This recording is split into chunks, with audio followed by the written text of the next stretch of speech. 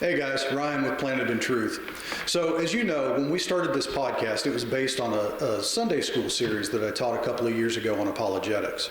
But one of the things that we've wanted to do is we wanted to dive into some interviews to give our brothers and sisters the opportunity to share their testimony. Now, a couple of words of caution.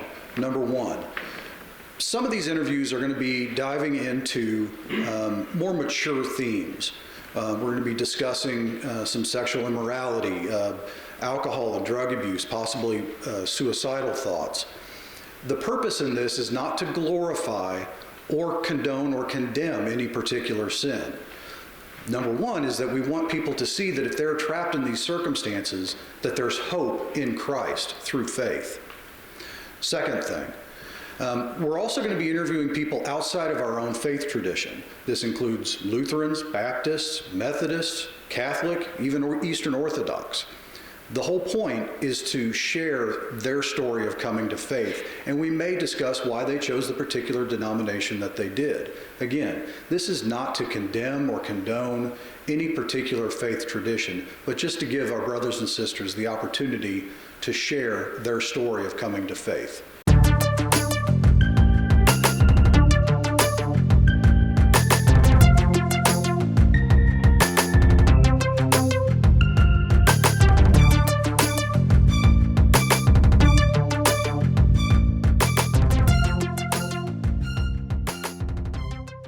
Welcome back to the Planted in Truth podcast. I'm Pastor Rob. I have my co-host Ryan with us this evening, this morning, whenever you're watching this. But he has a special friend here that he's going to introduce, and we're going to have a conversation about his coming to faith, his life in general, and just talk about kind of matters that are pertinent to his heart. So Ryan, I'll go ahead and let you introduce your friend here. Like Pastor Rob said, we're joined by Shane O'Connor. Shane is the training sergeant and was my sergeant when I worked at the sheriff's office here in Johnson County. Shane is also was, and probably will be for the foreseeable future, the team leader for the SWAT team. So I got the pleasure of working with Shane for 10 years, 12 years. I know I met you first, and I believe it was 2005. Yeah, when my boy was being born. I came back for a little while from overseas, but yeah, long time. 9 years after that, and yeah. So Shane's going to share with us, his story coming to faith and kind of some of his life experiences, and some of which I know, so I'm sure some of which I don't know, but we'll kind of kick it off with, how'd you grow up? Like, what was the background you growing up? Well, I was raised in the Boot Hill of Missouri, and my parents were separated. My father lived up in this area, and my mother lived down there. And as far as my support group, it was pretty much my great uncle and my aunt.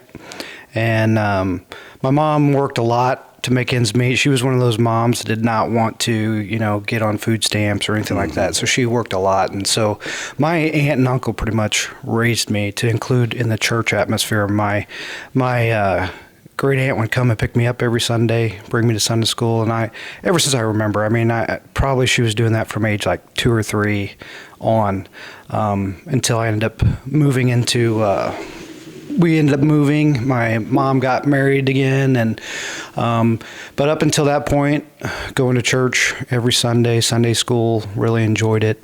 And what kind of church were you going to? At the time, it was a Baptist church. Baptist church. Yeah, Baptist church.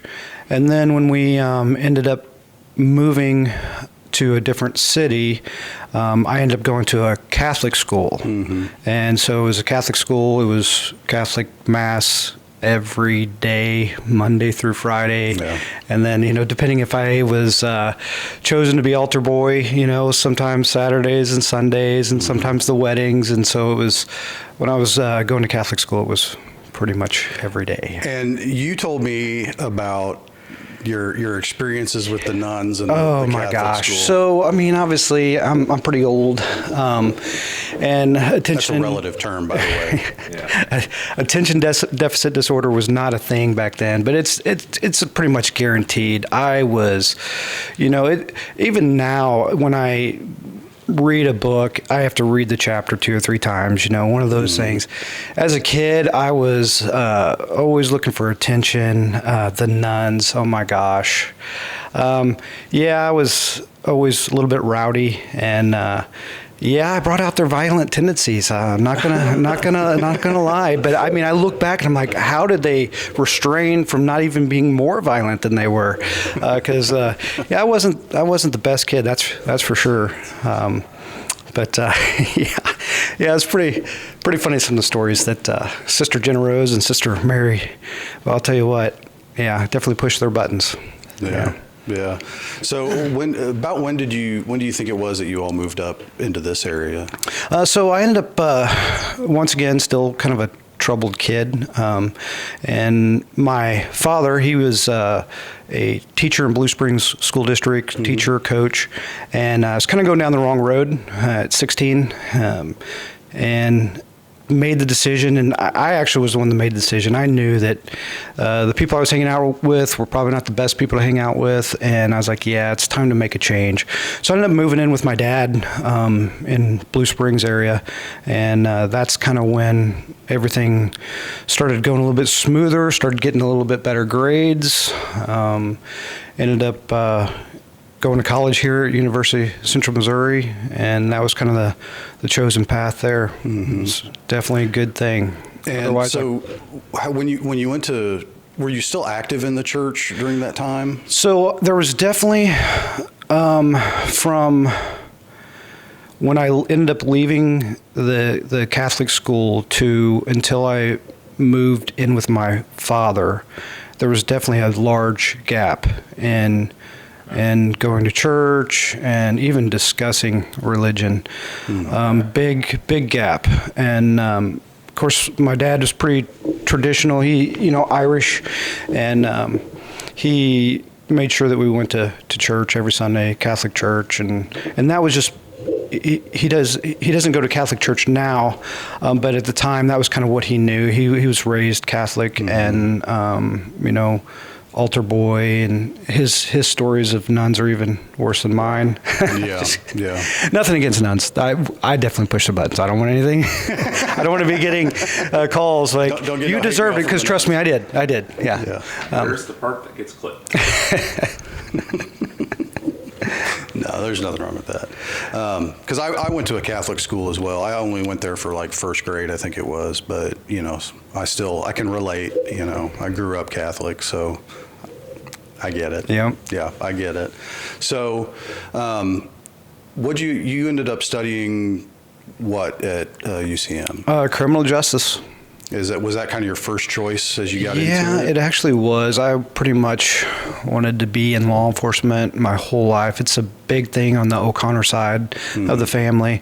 Like I said, I definitely was going down the wrong road at one point in my life, and if I wouldn't have moved up with my father, who knows, I probably wouldn't have been eligible to be law enforcement, because who knows where it would have taken me.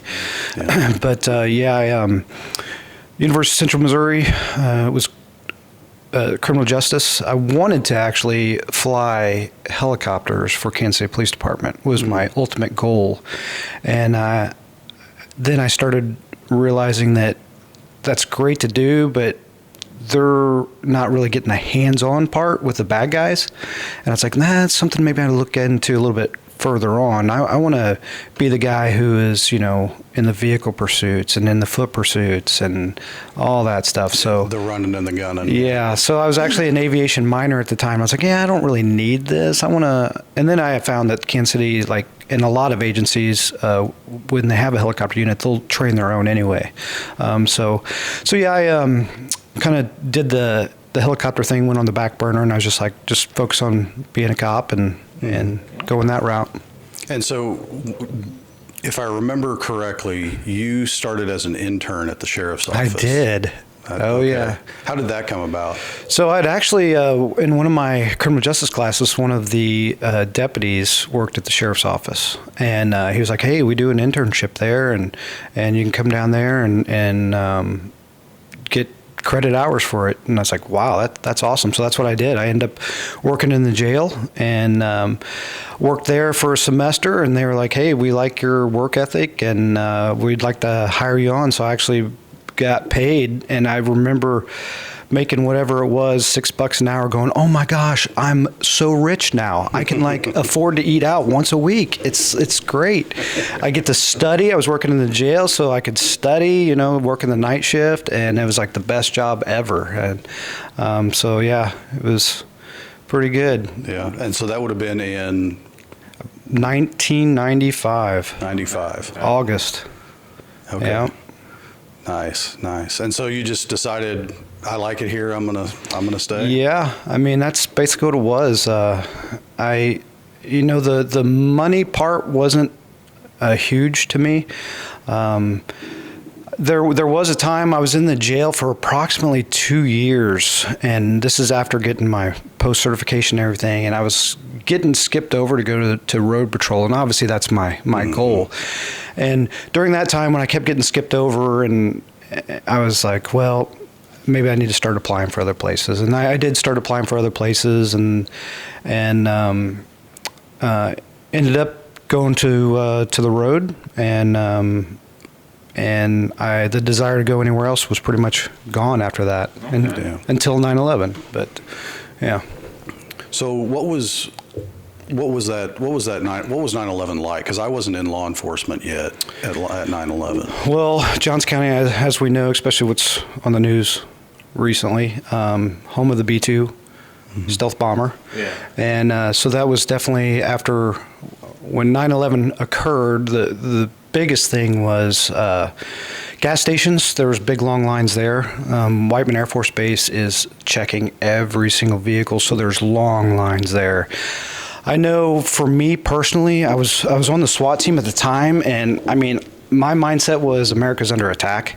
And I remember my very first call. I came in early. Obviously, I worked nights, but just because I'm wondering what's going to happen. My very first call was just a careless and imprudent driver on the highway, and I get behind him, and I'm like thinking, is terrorists. It's wild how your brain works. Is this somebody who's trying to harm us? Is it a car bomb? What is this? And I actually had my since I was on SWAT, I actually had my it's called MP5 submachine gun, like right next to me, going, okay, let's see what happens. Obviously, it was just a careless, imprudent driver. They were just some teenage kids, and they were being a little rowdy. But turned out to be nothing. But just the mindset of that day was different. It was like, what's next? What's coming next? Yeah. See, and my law enforcement experience was all post 9/11, and so I can't imagine. I already understand. Just the variance that you get day to day, hour to hour, minute to minute, and you can go from an uber violent domestic situation to a non-breathing child, and then from there go to some sort of civil dispute 30 minutes later. Right. But I have to think that especially during that time of 9/11, that was an even more dramatic mind shift, the way that we were thinking about everything at the time, especially in those first couple of days after 9/11, where there's just so many unknowns. I can remember personally thinking, okay, is there going to be another attack? Is there something else coming? And exactly. I can't imagine having come in post 9/11, how drastic that thought change would have been, Oh, it was, there was definitely, that sinking feeling in your stomach that you're getting. It's like, I can't believe that this happened to us. And even though we're so far away from the attack areas, it affected the whole United States. And it's just, it was a difficult time. And in the law enforcement world, you're right, we were wondering what's next, what's coming up next. And having Whiteman Air Force Base, what are they going to do for us? We've got 2 deputies on right now. Are we going to be able to handle what they're going to bring to us? We're basically the first line of security for Whiteman Air Force Base. Right. So it's we were always wondering what's next for sure. One thing about it, though, it definitely, you saw American flags almost on every single house. It didn't matter if you're black, white, Hispanic, you're, saying hello to everyone. I mean, there was a lot of hugs going on, a lot of handshakes going on, and that was for, years after that, not just the first few days. Well, and it didn't matter what side of the political spectrum or the denominational spectrum. Exactly. Everybody was, hey, we're American. Right. We've been attacked. Hopefully we get back to that same place, but we'll see what happens. I think it probably would take something as drastic or as dramatic as 9/11 to make that happen, which is unfortunate. It is. It really is. And yeah. So how long did it take for you to get onto SWAT? So you had spent 2 years in the jail. Yeah, I was actually eligible while I was working in the jail. Mm-hmm. And that's actually one of the reasons why I ended up staying on a little bit longer than I probably should have, because I kept getting passed over for the road. But I was on SWAT, and they were super active back then. I mean, we were getting lots of calls, lots of missions. So I'm working in the jail, and I was able to test for it once I was eligible, and I made sure that, hey, I've got one chance to test for this. I need to make sure, here I am working the jail. I don't have the experience of a lot of these people working on road patrol, all this stuff, so I have to excel in everything. So the physical portion, I made sure I prepared myself big time. I had to make sure that I excelled on that I beat everybody by not just a little bit, but a lot. So I could kind of... so they would recognize me, I guess. Kind of prove yourself and show that you deserve to be there. Yeah.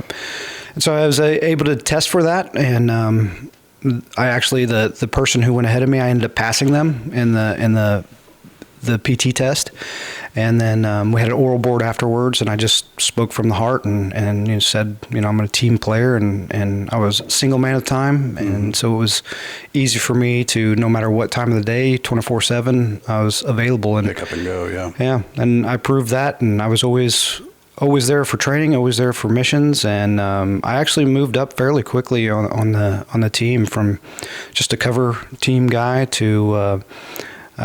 I think it's because of my height, being the whopping 5'6" 3/4, 7. The 3/4 is important. The 3/4 is important. Yeah. But they would ballistic shields were kind of just coming out, and so since I was a smaller guy, they're like, here, you carry the shield. We can shoot over you and around you a little bit easier and stuff like that. And so I'm carrying the shield, and then ended up becoming a point man, and that's did that until I took the adventures overseas. So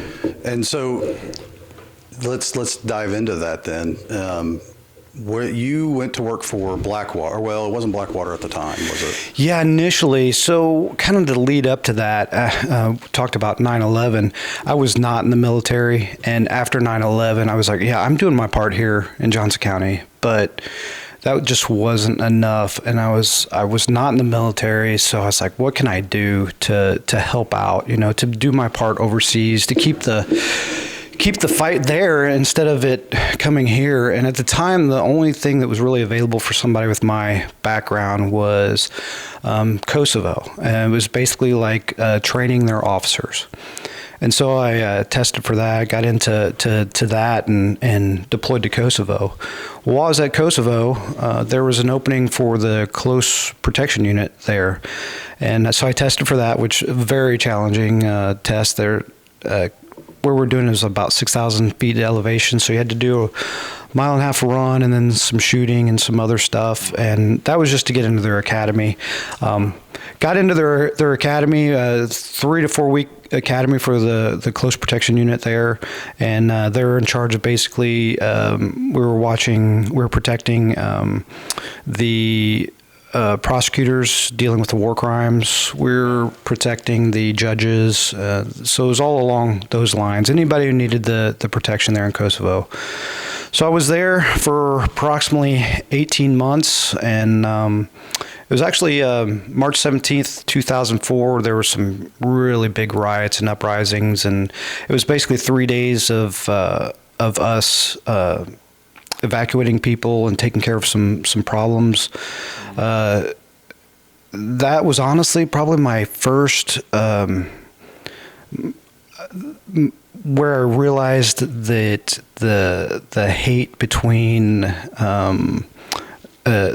Christians and the Muslims, that was really the time. I mean, we see it here in the United States that we'll have uprisings and stuff for what we think is not that big of a deal, and sometimes it is a big deal. But this uprising started because of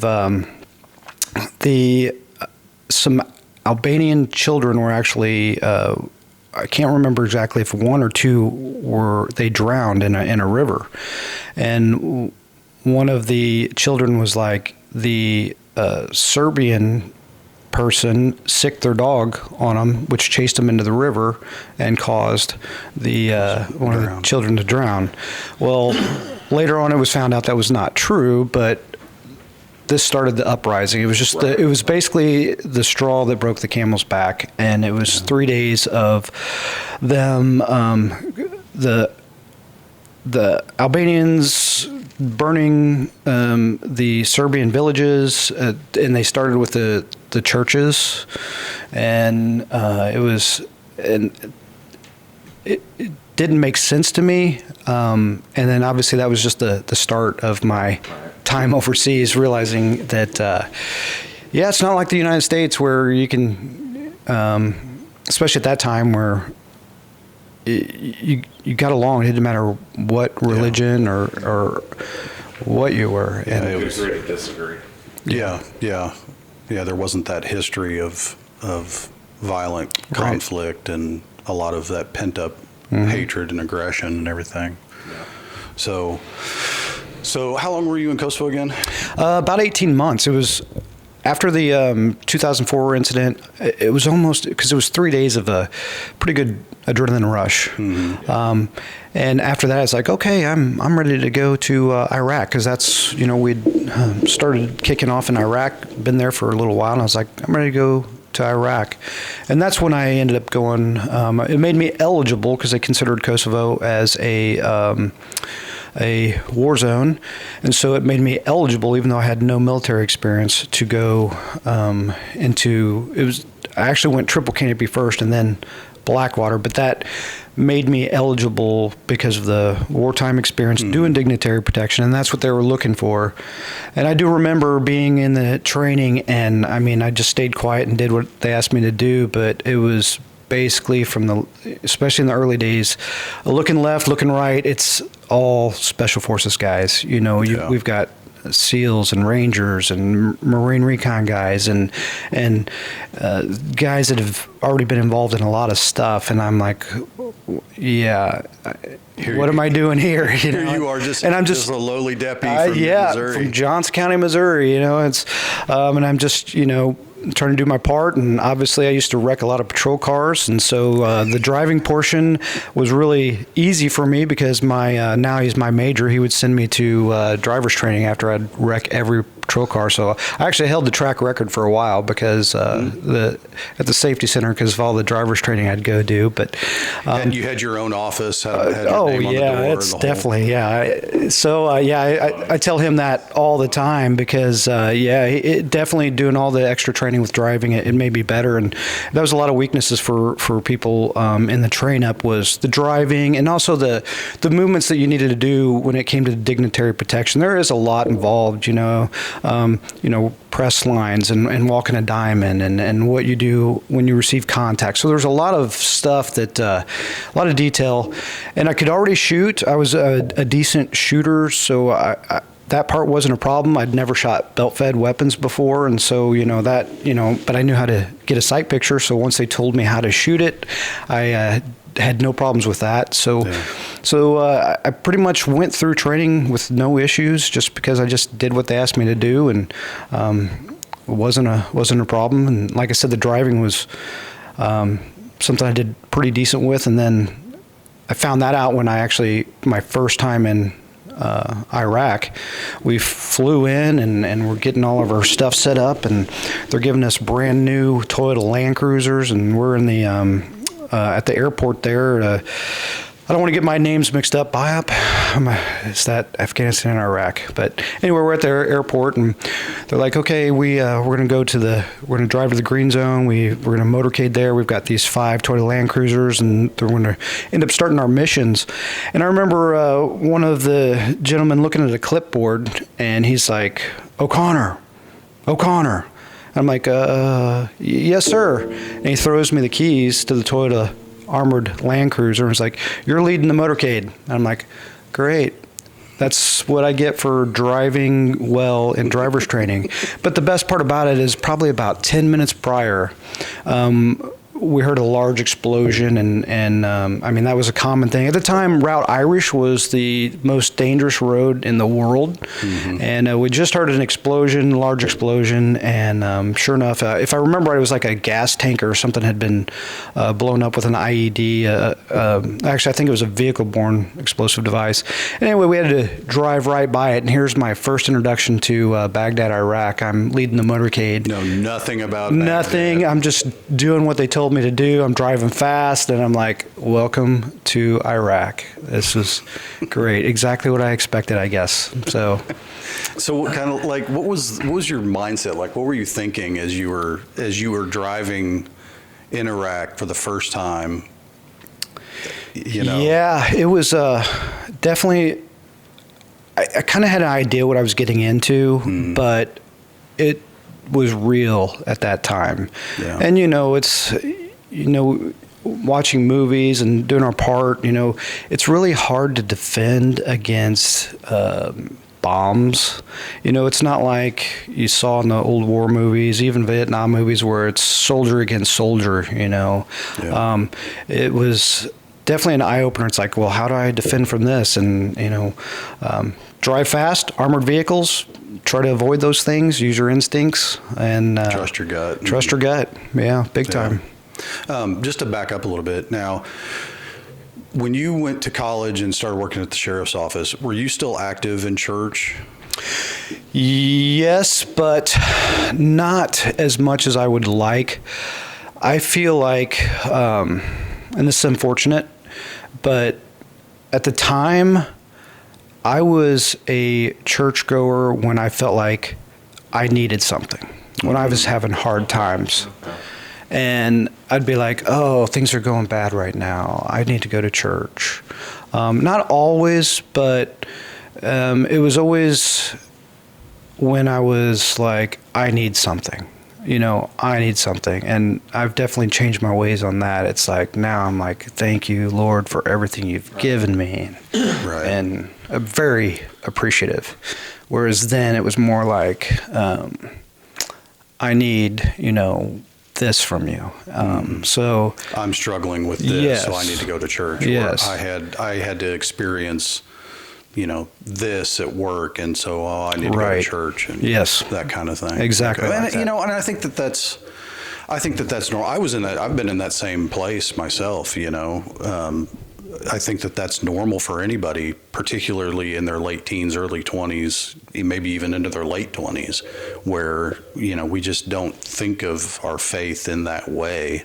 And it's, some of it comes from maturity. Some of it just comes from, growing in that faith. And if we don't water and fertilize that seed that's been planted already, it's going to grow. If it grows at all, it's going to grow slower. If it even grows at all. So, when you did go over to Kosovo and then later to Iraq, is that kind of the point where maybe the faith kind of started taking on a little more serious tone or became more important? Definitely when I went to Iraq, and there was definitely a lull in my faith. Not that I didn't stop believing. It was just there was, times where I wasn't praying every day, and there's probably large gaps of not praying every day. Where when I was in law enforcement, there, I was doing pretty good, counting my blessings and a lot of stuff, and especially the stuff that we'd see and deal with, and Sure. but there was definitely a lull until I got to Iraq, and once I got to Iraq, I had a really good friend that I work with who very sound in his Christian beliefs and wasn't afraid to talk to me about it. And he was a great person to have. He was my workout partner, and so that is when I started becoming a lot stronger. And then it got bad there where we're getting attacked quite a bit. And I mean, I know in the Muslim world, they're call to prayers, I believe it's 5 times a day, and I like quadrupled easily the prayers. There were days, I kid you not, that I probably prayed 50 times a day, just a quick prayer, Lord, sure, please keep me and my coworkers in the safety of the palm of your hand. Bless my family, my friends, and keep us safe. And I mean, literally just a quick prayer 50 times a day. And anytime I could, pretty much, it's because it was, there was a time where the mortars and the rockets, and anytime you went outside the green zone, it was, it's today the day. Yeah. And I mean, that's, you spent, I'm trying to remember. So how long would you spend over there before you would come back for any length of time? Once I became shift lead, which was pretty nice, we'd spend 60 days there and then we'd get 30 days home. So 60 days there and then 30 days at home, which was pretty nice. The kids were young, so they would start acting up about that 60-day mark, and then Dad would come home and they'd be good. Mm-hmm. But it was definitely hard, and I know watching some of your past podcasts and stuff, people struggling with alcohol addiction and stuff, and I look back, and I definitely, when I was back for those 30 days, and you're like, man, this may be the last time I see my family, and it was. Alcohol was definitely something that I'd be like, I'd integrate it into my quality time with the kids. We'd be playing, I remember once we were playing Pirates, and we're up in their playhouse, and I'm having my kids go get me the rum, which was Coronas. Go get the Pirates some rum, and I'm integrating this into our play time and our quality time. And I was looking back at that recently, and I was like, man, even though the kids don't really remember a lot about that, they just remember the quality time. But it's a shame that I did that, and it was because I knew I had to go back, and I knew that this might be the last time, and it was just a way to cope with reality, I guess. Yeah. Well, I mean, we see it with our service members, with law enforcement and first responders as well, that PTSD and just the brain cannot handle that kind of trauma effectively on its own. Yeah. And, we find all sorts of means to cope, whether that's alcohol, whether that's drug, whether that's, insert addiction or insert, X, Y, or Z here. And, it's one of the things that if we're kind of fast forwarding a little bit, but one of the things that I've really appreciate nowadays and with first responders is more of an emphasis on mental health, and mentally preparing and seeking help, being willing to go say, hey, I'm struggling with it, right. Or not even saying I'm struggling, just going and talking to somebody to cope with that stuff, so that hopefully the alcohol and the negative things aren't what we use to cope with that. Yeah. So. And even then, I mean, in the early days, it wasn't really as recognizable as it is now. And thank God, people are getting help, and there's a lot of tools out there to help people. And but then it was not as recognizable, and plus, you want to be tough. You're like, I got to be tough. I can't ask for help, and definitely. Yeah, that macho mindset is. Yep. Very predominant, especially in the special operations community. I mean, you are the men among men. Oh yeah, and me being just old SWAT cop, I can't be like, oh, this bothers me or this and that. And back to my my workout partner and teammate, he was really good about keeping me leveled. And once I was in country, I didn't drink when I was in country. It was definitely get the job done, get home. You know. Yeah, it was all mission focused, Right. and that was it pretty much. So, did you spend time in Afghanistan as well? I did. It was after Iraq. Went to Afghanistan with Blackwater, and worked there for, I think it was right at 3 years before my last year going to Israel, doing the same stuff. But yeah. So, during that time, would you say that your faith, you were getting more serious about your faith during those years, or was it still just kind of very focused, mission focused, and work focused? It was still, I would say, once again, it would be like a little bit of a roller coaster on that. At times, I'd become where, once again, kind of going back to what I need instead of being appreciative for what I have, And so it's like, oh, I really need this in my life. I'm going to start praying and start reading the Bible a little more. And then once those needs are gone, then it's like, I have other things I need to do. It's a shame that that happened when that's the time where you really need to be a little bit closer to God. And I definitely, it wasn't one of my priorities, unfortunately. But it was still, I think from kind of what you were saying earlier, it was still,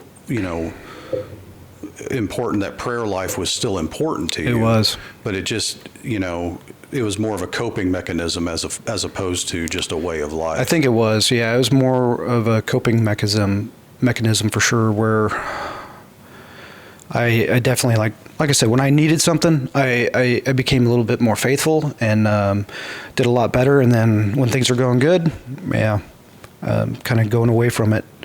But never lost my faith, ever. Yeah. Never once.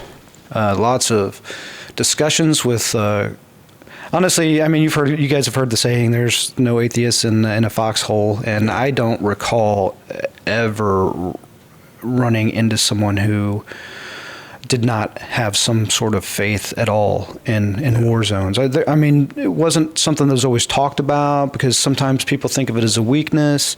Sure. But I don't recall ever running into somebody who's like, I do not believe in God. Never. You didn't have those militant atheists that were No. just railing against God any chance they got, or Nope, not at all. Would you say at that point in time you would still consider yourself Catholic, or? No, I would say, generically Christian? because I would go to, when I was going to college, when I did go to church, they have a church on campus. And so I would go to that, depending on the times. Sometimes it would be a Catholic service, sometimes it would be a Baptist service. So I really didn't claim any type of, Catholic or Baptist and anything. I would just, as long as they were preaching from the Bible, I was pretty happy. So just kind of generically Yeah. Christian then. Yep. So, Okay. so then how long did you spend in Afghanistan? You said 3 years? 3 years. It was, I think I went over there in 2007 and 1989, left in maybe 2010, I believe, to go to Israel. And how long were you in Israel for? 1 year. I did 1 year contract in Israel. Now, was that the same thing where you were there for 60, back for 30, or was that No, before? it got a little bit worse as far as that goes. Israel was nice, especially at that time where it was more like big city life. But at that time, based on the contract that we were working, it was still Blackwater, but they had a different name at the time, and they've gone through a lot of different names, so not exactly sure. I know we were under, it was called IDS. I know that was, but they had a lot of different names at the time. But long story short, back to your question, we'd get to go home for 90 days, but we'd be in country for, I believe, like 110 days. And yeah, when it goes from being used to coming home every 60 days to that, it was a long time. Yeah. And it it affected the family big time. I said earlier, my kids would start getting a little rowdy at the 60-day mark, and I'd come home and everything be good. Between my kids and just the time differences, my wife working, it was hard to talk to her a lot. And, the video chat and stuff like that wasn't like it was or is now. Yeah. So that, just the time difference was hard for me to talk to her, except for on weekends. And then it was always something. And definitely affected my relationship with my wife, just because we're not talking very much. Kids don't want to talk to me. They got other things to do, play, or maybe they're in bed, depending on the time of day. And that was a long 110 days till I get home. And then, then trying to make sure it's good quality time when I am home. And, but that was, even though it was in a relatively safer area than Afghanistan and Iraq, it was definitely harder on the family. Different kind of stress. Yes. Yeah. I remember, and we talked about this, you would tell this story frequently when we would go to SWAT camp, our weekly SWAT trainings. One of your runs in Israel, where you ended up in a certain parade. The parade. That involves some rainbows and I see my run. Yeah, and that's so definitely great place to run. The history is unbelievable there. I used to run. It would take me down into this park. Do not remember the name of the park, but supposedly was it Goliath's head was supposedly buried in this park, if I remember right. Mm-hmm. The history is unbelievable there. Everywhere you go, especially we would go into the West Bank to a lot of our stuff, and so the biblical history would, they'd be like, oh, there's Joseph's wells over there, and I'm like, well, what, where, what, but a lot of history there. But I was jogging in this park, and I did see. At the time, I had this high-tech, which everybody's got a watch like this now, but a high-tech Garmin watch that tracked my elevation, my time, all that stuff, and heart rate. And so I'm running down in this park, and going to it's pretty easy because it's kind of downhill most of the time. Right. And I'm seeing a lot of the rainbow flags. And this is probably 2010. I'm running down in the park, and I'm seeing more and more rainbow flags, and I'm like, what's going on here? And it just happened to be the day I'm wearing what they call ranger panties, really short shorts. Wearing that, it's a beautiful day, and I start running through the park, and it's a gay pride parade rally going on, and that's great. Doesn't bother me any. I'm just going to keep running through the park. Right. And then I started, which I'm very appreciative of this, makes me feel good. I'm starting to get some hoots and hollers and some whistling, and even a gentleman is running up behind me with a flag, and I didn't understand what he was saying, but I'm very flattered. I'm sure it was good stuff. But anyway.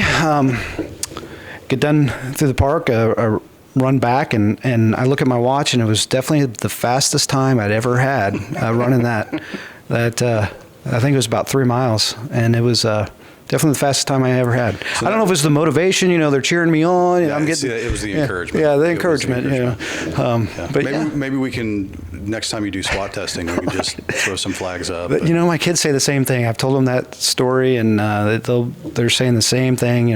Maybe if we run behind you with a rainbow flag, I was like, yeah. It just have to be in that particular environment. Right. It was definitely the hoots and the hollers, and it was definitely a different experience for me. I can't imagine.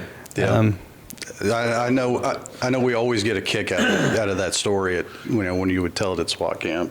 It was always, and maybe it's because just the environment was different, but it was just hilarious whenever you would tell it. But what was it like being in Israel and being just surrounded by, visual reminders of things that you've read in the Bible? It was amazing, and I really never got a formal tour. I'd planned on doing it. I'd planned on being there more around 2 years, but then the family life, I was like, it's either go home or stay and lose my family. Yeah. But being there, I wish I would have taken a tour. I got to see all the Stations of the Cross. The birthplace of Jesus, and that's in the West Bank. Even though it's in Bethlehem, it's in the West Bank. It's a safer area, but we had to take some dignitaries there. So here I am, armed at the birthplace of Jesus, and I'm thinking, I doubt he wanted things to be this way, Yeah. 2,000 years later. Just the different things, and going to the West Bank, we got to see a lot more than most. Yeah. It was amazing.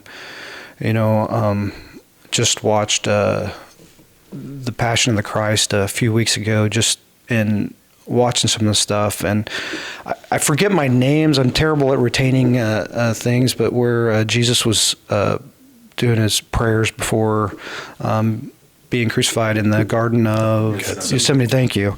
Being there, and to the olive trees. I don't know if you guys know this, but the olive trees and stuff that were there when he was in the garden are still there. The olive trees will live like 2,000 plus years. Mm-hmm. And it's like these olive trees were here. And it's amazing. I can imagine just having that thought of, I could be standing in the same place as Jesus. Right at this particular second. Sleeping at the same tree with the disciples. Yeah, or I would probably be more likely. That's definitely. Yeah. So, did you, I know at some point, and I can't remember, you told me when, but at what point did you decide to get out of the contracting world and come back? It was definitely the family. Was it? The wife and I are not as close as we were. Mm-hmm. Same with the kids. It was definitely, I had to go home or lose the family for sure. And I saw it a lot. And, me being Shane O'Connor, I'm like, oh, that would never happen to me. I see people who spend a little bit too long overseas and they lose their family. Mm-hmm. And I was like, me being naive, oh, that'll never happen to me. That'll never happen to me. Well, it almost did. And if I would have stayed any longer, it definitely would have. Yeah. So was that a conversation that you and your wife had, or was that just kind of that internal thought of, I'm losing my family? You could see the writing on the wall big time with conversations we were having. And, even when I did come home, there was a lot of work to put in. And, the church had a big part in that, a huge part in it. How so? Well, there was a lot involved. I know we've talked about my officer-involved shooting, and that was shortly after getting back from overseas. But we ended up doing counseling through the church, and just a lot of compiled officer-involved shooting, and then that's when my faith really. Not necessarily the officer-involved shooting, but the issues I was having with my wife, that's when, and getting into counseling, where I really started becoming closer to God. Mm-hmm. And ended up getting baptized. And I'd been baptized as younger in the Catholic Church, but it's in a little tank where they dip your head in and pour infant as a baby, basically. Right, and this was full submersion and mm-hmm. just like in the Jordan River, and which was great seeing the Jordan River while in Israel, seeing that. I bet. Yeah, but that's when I definitely became closer and started being very appreciative, and that's, even though all the stuff that I'd been involved with overseas bring me closer to God, that's definitely when it comes to possibly losing your family, and dealing with the stuff we do in law enforcement, and some bad guy trying to keep me from going back to my family. That's definitely, that'll open your eyes. And Are you willing to talk about the OIS? Oh yeah, it's not a problem at all. Basically, it was just a bad guy who he was wanted by law enforcement. Ricky Higgins was his name. He was wanted by law enforcement. He'd been problems with us before, and while I was overseas, I believe they had dealings with him in a lot of different burglaries and some violent crimes and stuff like that. But they're really worried about him because of the accusations he'd made, some statements that he had said. They're really worried about maybe getting him in a car stop or something, and him shooting it out with law enforcement. So they had actually, with help with the Highway Patrol, and they had located him in a rural section of Johnson County. And at the time, if I remember right, our SWAT team was, so when I went to leave to go overseas, our SWAT team was a joint team between Warrensburg and Johnson County. And then while I was gone, they became their own entities, Warrensburg SWAT team and Johnson County SWAT team, Sheriff's Office SWAT team. So they weren't joined anymore. And if I remember right, we still had a SWAT team. We didn't train quite as much, and I'd only been back for maybe a year, if I remember right. So long story short, I got called, and they're like, "Hey, we've got this subject in a rural part of the county. We're gonna you and K-9 officer and a couple troopers going to go out there and confirm he's there." So that's exactly what happened. We got dropped off and kind of a mile or so away, and we humped it in and surrounded this trailer, and it was June time frame, so there was a lot of trees, and the foliage was pretty thick. And I was set up in the back of this trailer. I wasn't very far from the trailer, probably, I don't know, like 10 yards or so, maybe a little bit further. But I could only see the back door. There was a back door. And then our K-9 officer was more off to the left of the trailer, which I don't remember my directions from that, but he was probably about 25 to 35 yards off in kind of some wood line off to the side of the trailer. And then I believe, if I remember right, the troopers we had two Missouri Highway Patrolmen with us that were kind of scattered throughout the woods, kind of just getting a perimeter set up, trying to get eyes on the bad guy. And we got eyes on him. He actually came out the back door, smoked a cigarette, and then we got positive identification. And once we got positive identification, then they're like, "Okay, let's send in the cavalry." And so they, a lot of our detectives and other patrol people, they came in and formed a perimeter, and then they started calling them out on the PA system, calling them out. And I heard like the skirting on the trailer. I heard some noise on that, and I could still see the back door, and there's no movement on the back door. And then I hear a K-9 officer challenging someone, saying, "Let me see your hands, let me see your hands, let me see your hands." And then he says something along the lines of, "O'Connor, I got him." And so I come out of the wood line, and literally Ricky Higgins is like 3 yards away from me. He's on his knees because what happened is there was a little trap door in the trailer, and so he ended up going to that little trap door to underneath the trailer, and then he started going out through that skirting, and that's what I heard. I heard that skirting. So I get out of the woods, and I'm literally right there, and it's a pretty steep hill too. And I get out of the woods, and he's on his knees, and he's facing the K-9 officer, who's about 25 yards away or so. And he's got one hand up, and he's still on his knees. And I'm off to his side, and he's got one hand up, and the canine officer is giving him commands. I start giving him commands. Let me see your hands. Well, he kind of looks at me and he smiles at me. He smiles, and I've got my rifle, and same style rifle I had for 10 years in war zones. I've got my rifle, and he looks at me and smiles. And my thought was honestly that he knows that the canine that will eat him if he does not comply. So that was my thought. And, I'm still giving him verbal commands. Let me see your hands. Because I could see one hand and couldn't see the other hand. So I'm wanting to see his hands. He's on his knees. And even though I was on him with my rifle, he was able to bring his handgun out. And I don't know if it was already in his hand. I don't know if it's in his back pocket, underneath his leg. Don't know where it was at.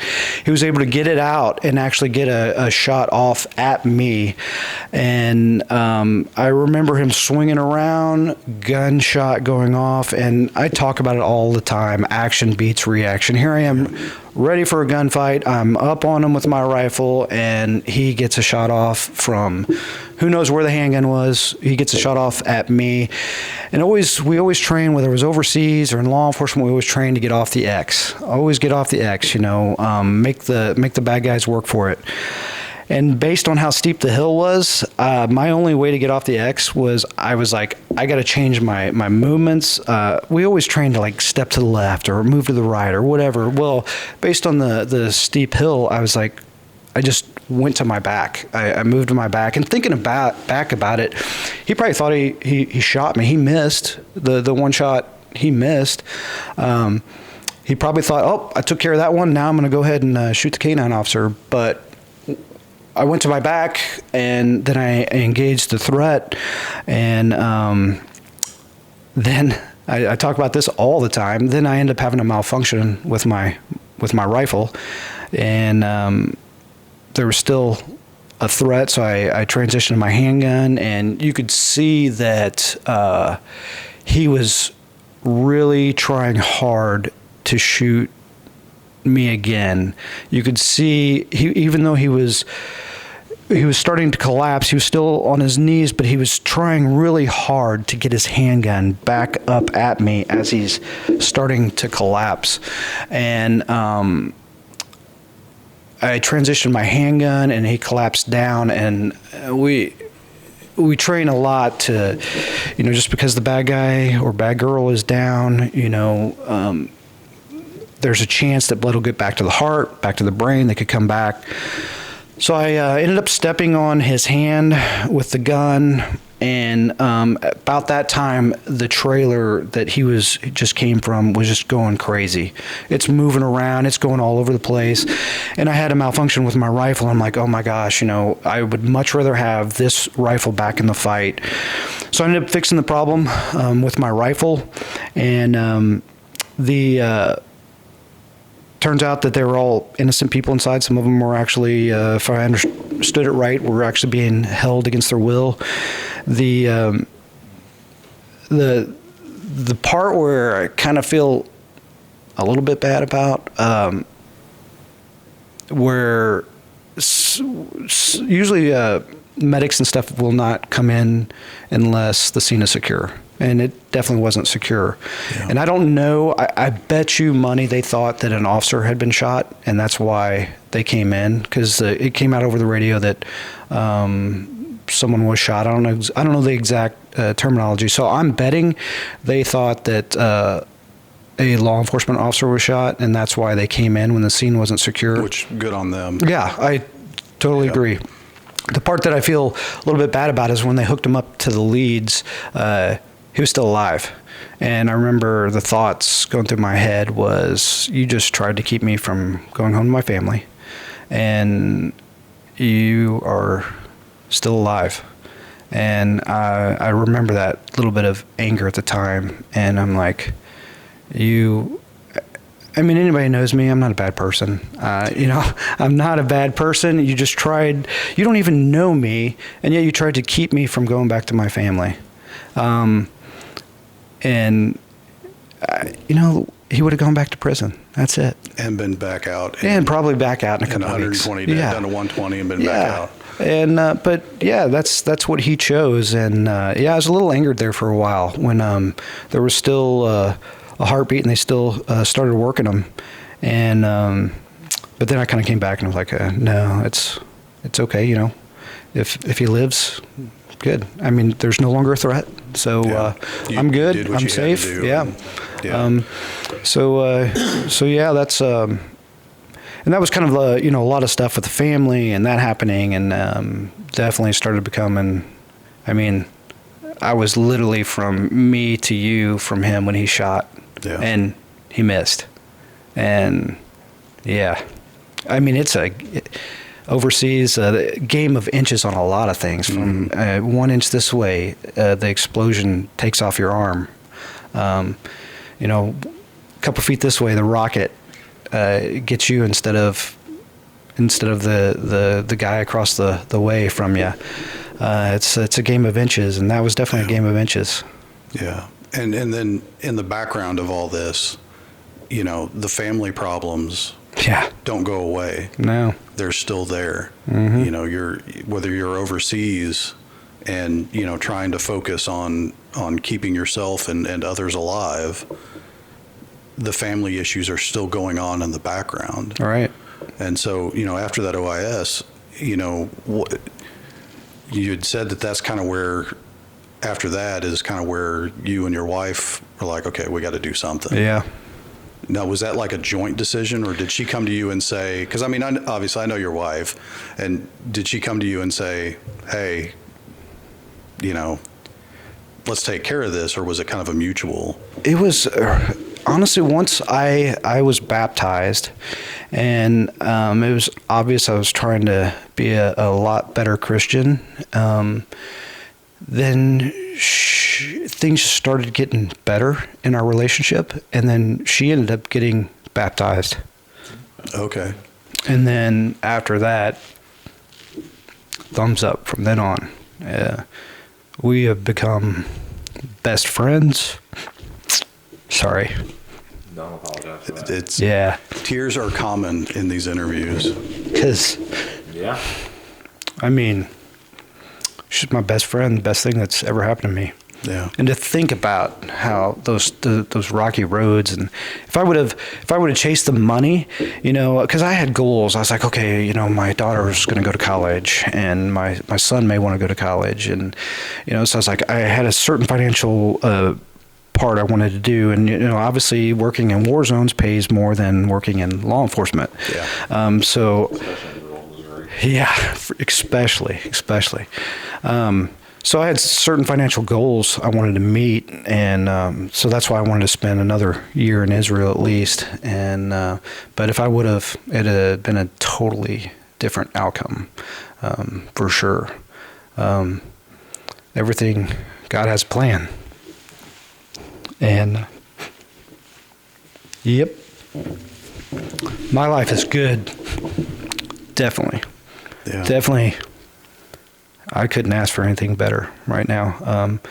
Good job, good family.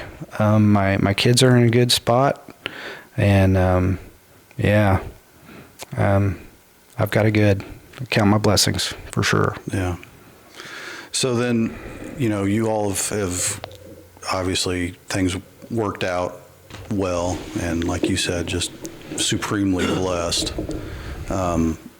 But you continued on in law enforcement, obviously. Yeah, and that's you talked about a little bit being in training, and man, I think about some of the stuff I dealt with overseas, stuff I've dealt with in law enforcement, and it's a heavy toll when you're in training, because you want to prepare them for everything, but you just can't.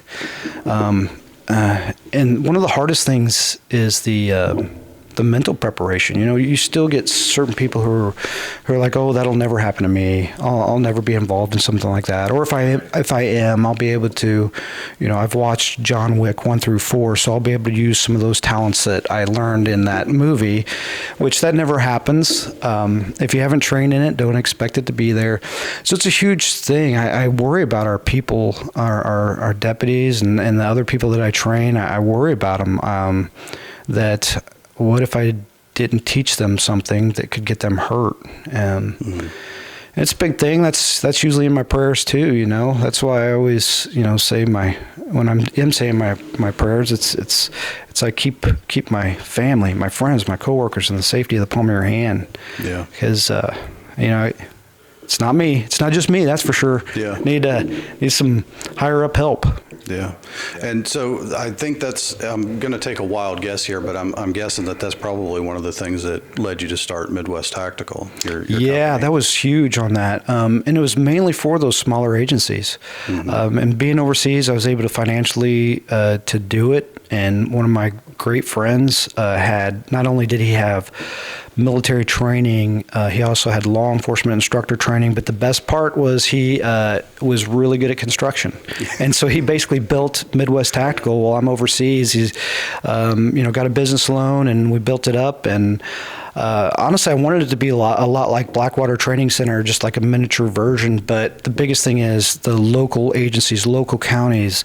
I know when I got good training, they had to send me, other places, and usually based on the county budget was somewhere that was free. They would send me to Fort Leonard Wood, where they'd have a basic SWAT course or something like that, and so they offered things for law enforcement that were free and free lodging and stuff like that. So I wanted something local, reasonably priced, where law enforcement could get good training.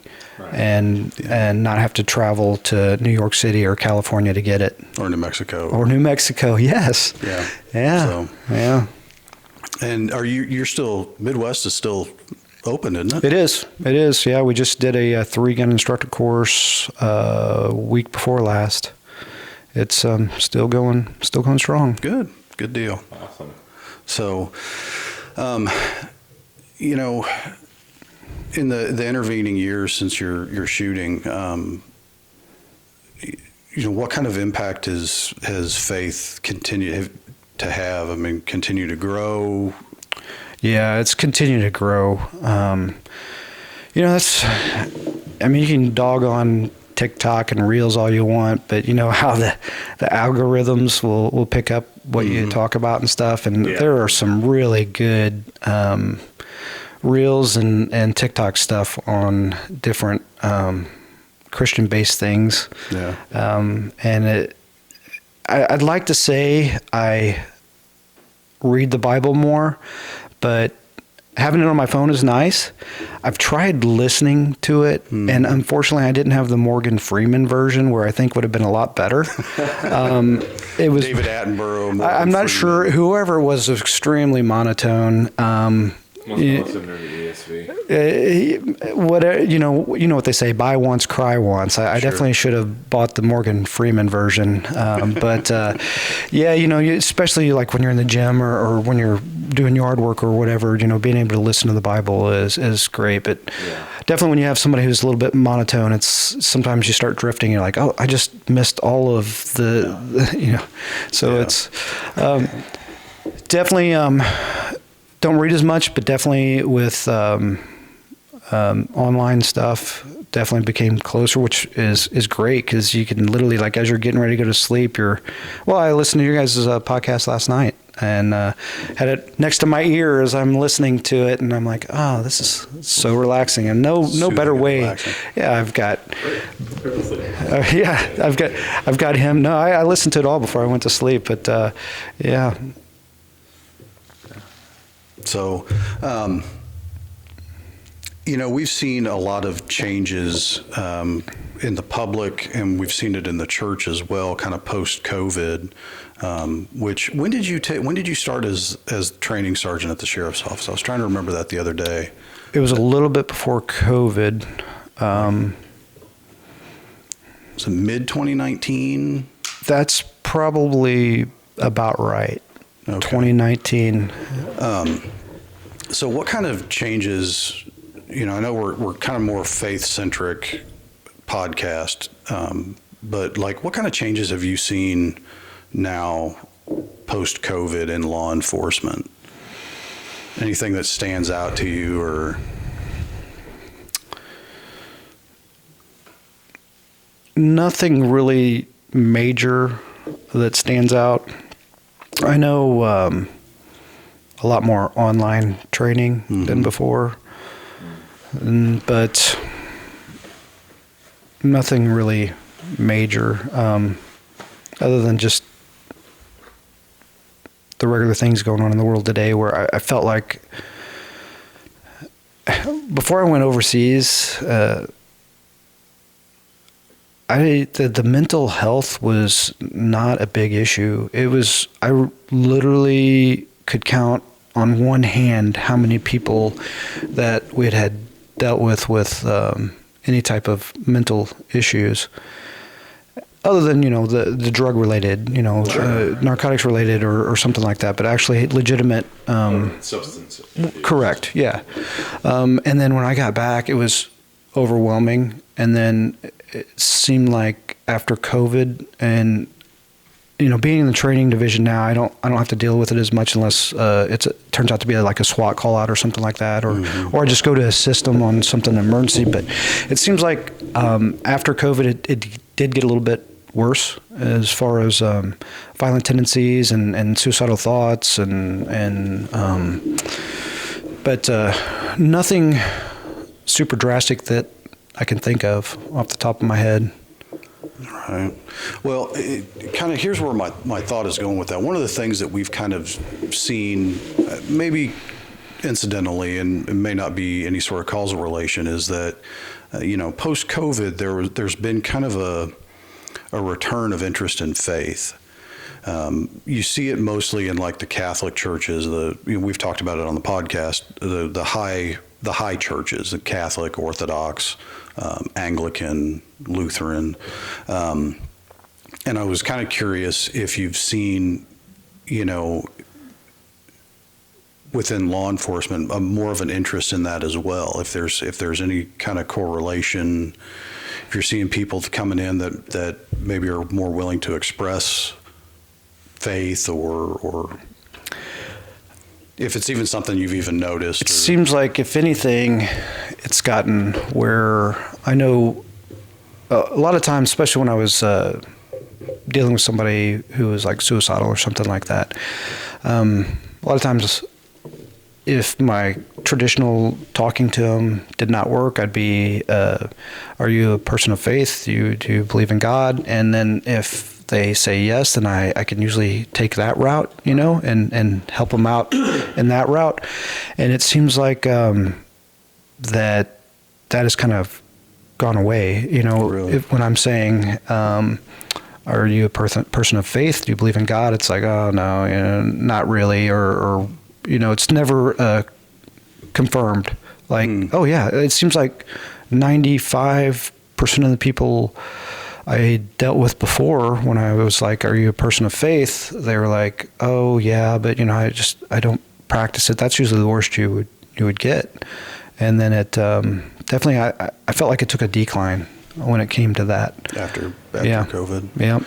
Well, and I think, as I sit here and think about it, that isolation, and I think we can probably kind of connect that both to law enforcement and to your time overseas, is that isolation that we experienced individually during COVID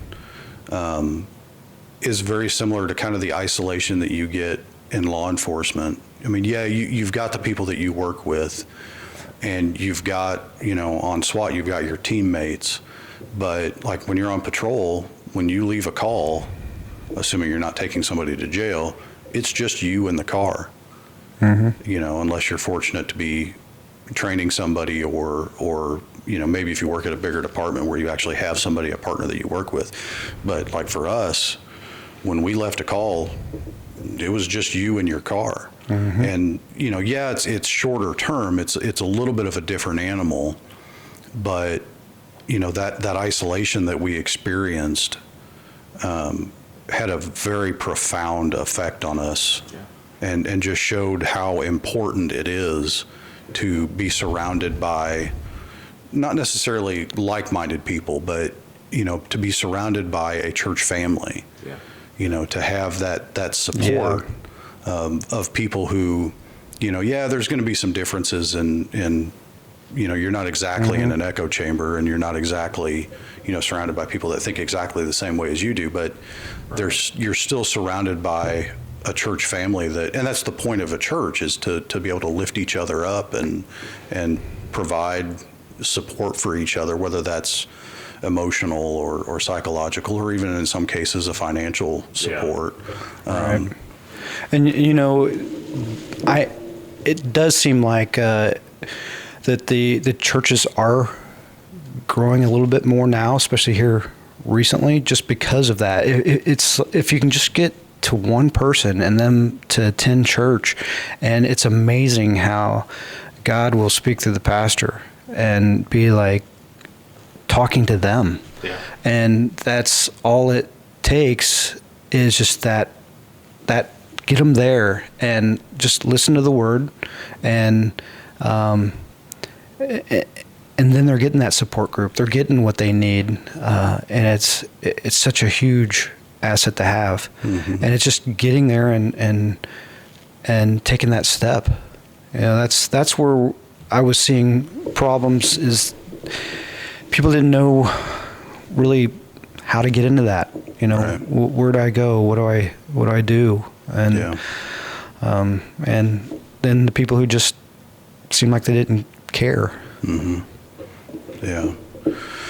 Well, Shane, I want to thank you for coming out and talk to us. It was my pleasure. I appreciate it. You have had a very profound impact on me as I was coming up in law enforcement. Getting to work with you as my corporal for a while, and then obviously team lead on SWAT. Well, thank you. It's just a profound impact that everything that you've taught me, whether it's law enforcement related or family related. I can remember having a conversation at one point, where you had said family's the most important, family comes first, and those lessons were very important to me, and you really did. You, Tim Schnell, Mike Minner, all you guys have had a big, profound impact on me. So I really appreciate you coming on and talking to us. My pleasure. Thanks for having me. Yeah. It's great. It's a pleasure to get to meet you and hear your life story. Yeah, there's a lot more to add, but it's sorry for the crocodile tears. It wasn't me crying; it was you. It's common. I think 3 out of 4 people we've interviewed have shed tears. Was Tim? Yeah. Yeah, and that's the thing. When you start talking about those, I can talk to my wife about this stuff all the time, and I just give her a big hug and a kiss, and she does the same back to me. But when you start talking to people about it, it's like, wow, we were really in a bad spot there, and now we're in such a great spot. Yeah. It's and that's the thing, is that regardless of the circumstances, just having faith, and letting God pull you through it. Yes, God, family, and then everything else comes into play. Amen. Yeah. Yep. Absolutely. I mean, even the Chiefs won a Super Bowl after becoming a really good, hard Christian. See, that's what it was. I was praying a lot beforehand, but once I got baptized and everything, then everything falls into play. God, family, and then everything else just comes into play. God, family, Chiefs, country. That's great. Yeah, absolutely, for sure. So, yeah. But thank you again, Shane. And my pleasure. It's been a pleasure having you. Well, folks, that's it for today. We'll see you next time.